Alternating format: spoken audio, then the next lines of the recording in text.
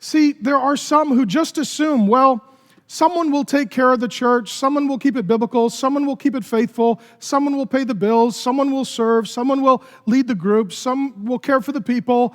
Me, I can be a consumer and not a missionary. I could take and not give. I could criticize and not help. Christianity is about Jesus and his people. And Jesus is always faithful. And the question is, will his people be?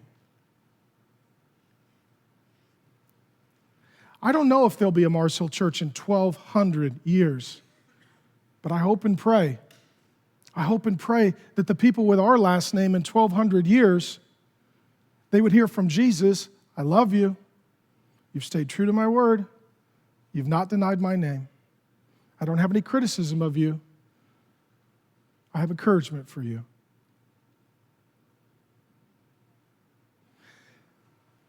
He says, he who has an ear, let him hear what the Spirit says to the churches. Friends, I believe that Jesus' word for us today, he would have things from each of the 7 churches that he would speak to us, most assuredly. But I believe this is a prophetic word. This is a timely word. I have set before you an open door which no one is able to shut. Jesus has opened a door for our church that no one can shut. It's a door of opportunity. I don't know how long the door of opportunity is open. For them, the door was open for 1,200 years. For us, we do not know. Perhaps that door stayed open because they were faithful. And when you become unfaithful, perhaps that is when Jesus shuts the door. We do not want Jesus to just open a door of opportunity for us. For any church that believes the Bible and loves Jesus, we pray for an open door of opportunity. We pray that there many people would meet Jesus and many leaders would be sent out to make disciples and plant churches. And so I know Jesus is working in places not called Mars Hill, and I honestly celebrate wherever the door is open and Jesus' people are on mission. But for us as a church, let me say this to you. In 1996, Jesus opened a door, and he's kept the door open since 1996. He did it in the least likely place, the least church city in America. He did it as we were going after the least likely people, college-educated, single, non-Christians, including many young men.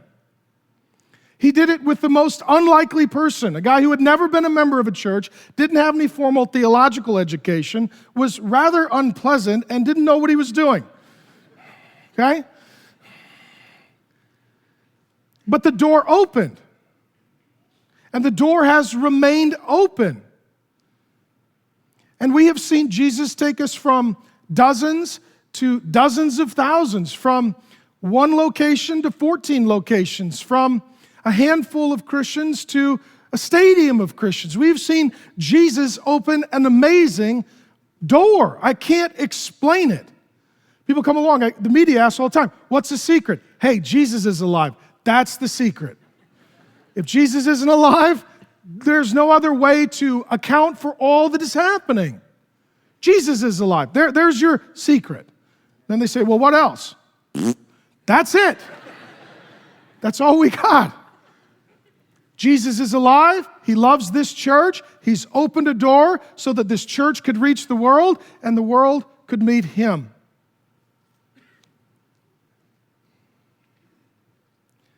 See, the critics can't shut this door. And false teachers can't shut this door.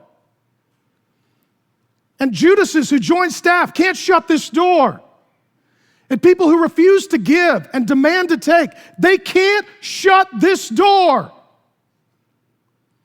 And people who would stand back and criticize those who are serving, they can't shut this door. And we don't have real estate. And we're losing places to meet.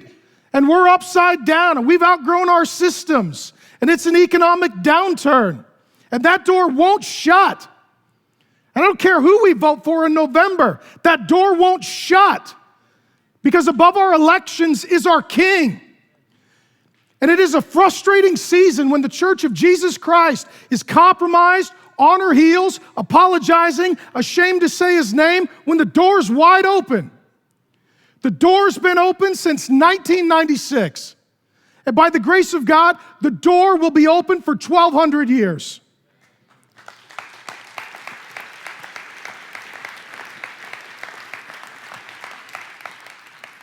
And here's my heart. I love you. I love you with Jesus' love. I'm good to the end. I know it's not all about me. It's all about Jesus. But I'm not going anywhere. I don't want to be a conference speaker. I don't want to be some consultant. I don't want to be a guy who just does leadership development seminars. I want us to have a church, a great church, an awesome church, a Spirit-filled, Bible-soaked, Jesus-fired-up church.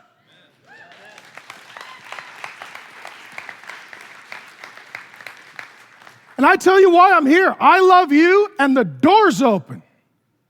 There's an opportunity that God has set before us that is very unique. It is incredibly exciting. Every time you pass through a door, pray for our church. Jesus, thanks for the open door. Jesus, help us go through it to reach others and bring others through it to meet you. Jesus, keep that door open.